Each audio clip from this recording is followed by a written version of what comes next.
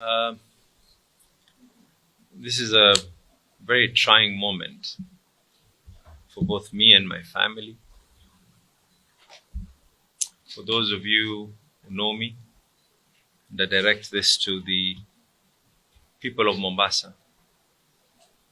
I've been in the political field for in excess of a decade. And throughout my life, neither myself nor any of my family members have ever crossed the line of meting any form of violence on anyone. My stand has always been there, and this is known to yourselves, that even when I go out on public platforms, my policy is a policy of never mentioning anyone, never talking vulgar, never doing anything. It's a bit shocking that it is now being deemed for public perception that both myself and my 74-year-old mother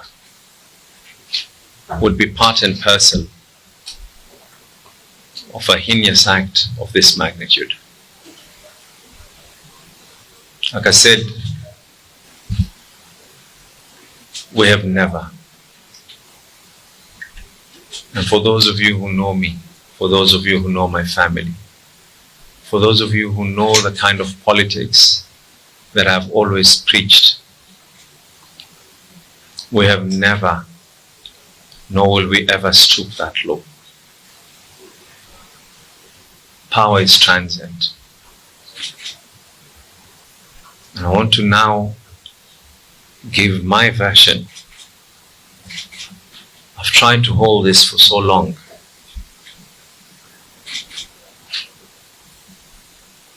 Probably about a couple of weeks before the unfortunate incident that is said to have been done on this young man.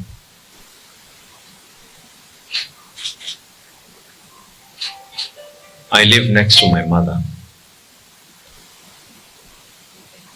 My mother's house was invaded, not once but twice.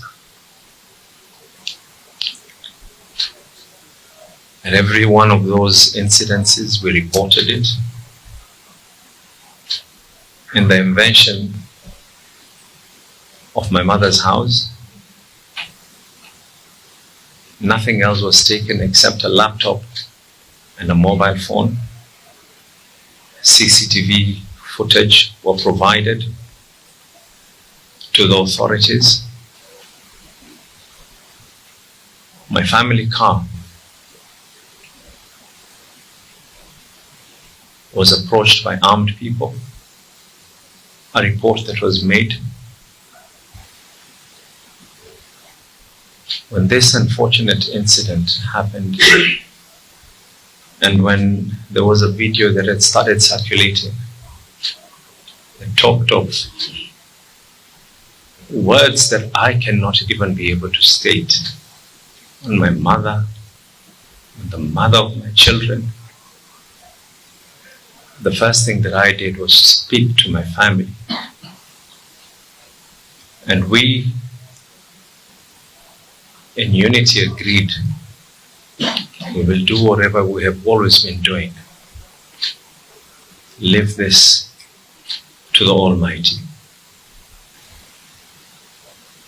It is unfortunate that a sad scenario like this is now being used for political.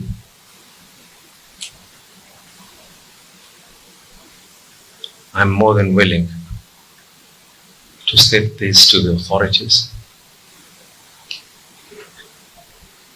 This young man has sent me personally messages in excess of 800 messages from different numbers. I have never responded to any one of those messages.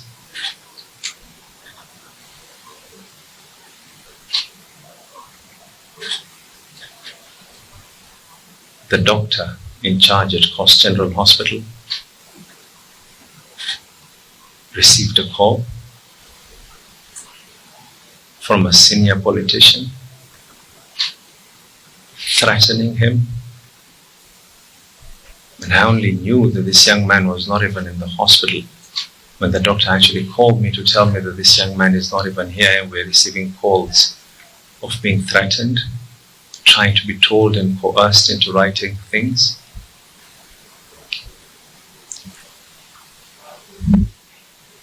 Others are stating that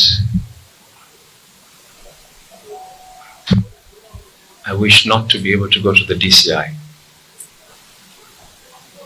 If there's anyone who wants to clear the name in this matter, it is none other than myself.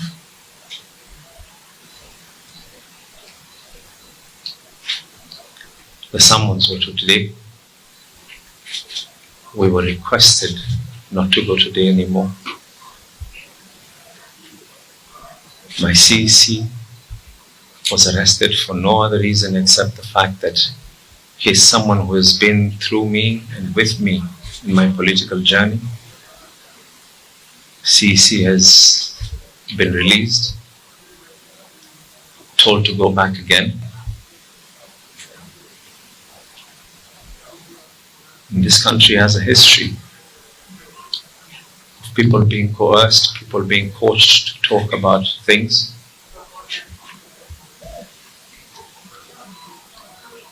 The president himself had witnesses being coached when he was at The Hague.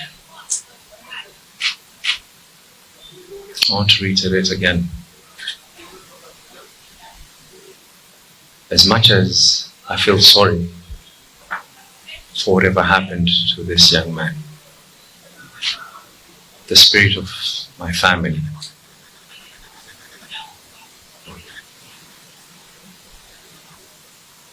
will not only forgive and forget, but we let the Almighty. I'm truly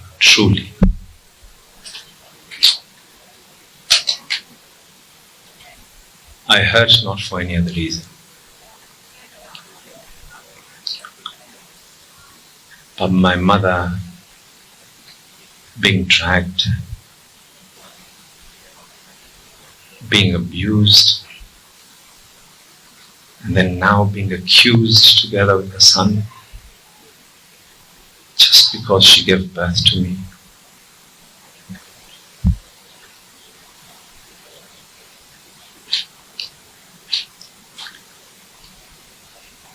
One day,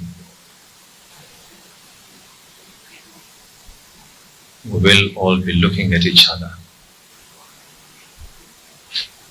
And I really pray and hope that the police will get to the end of this, that we'll get to the bottom of this whole thing.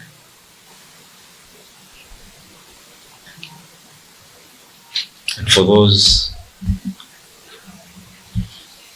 who probably don't know me, probably don't know what my values are,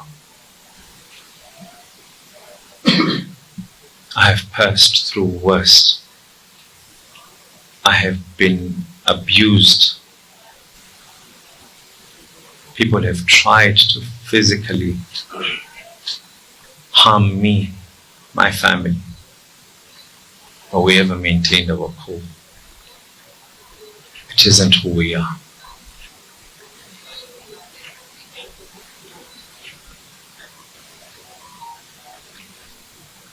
I have every intention of clearing our name. I have every intention of ensuring that those who are behind this form of malignment will equally be brought to book.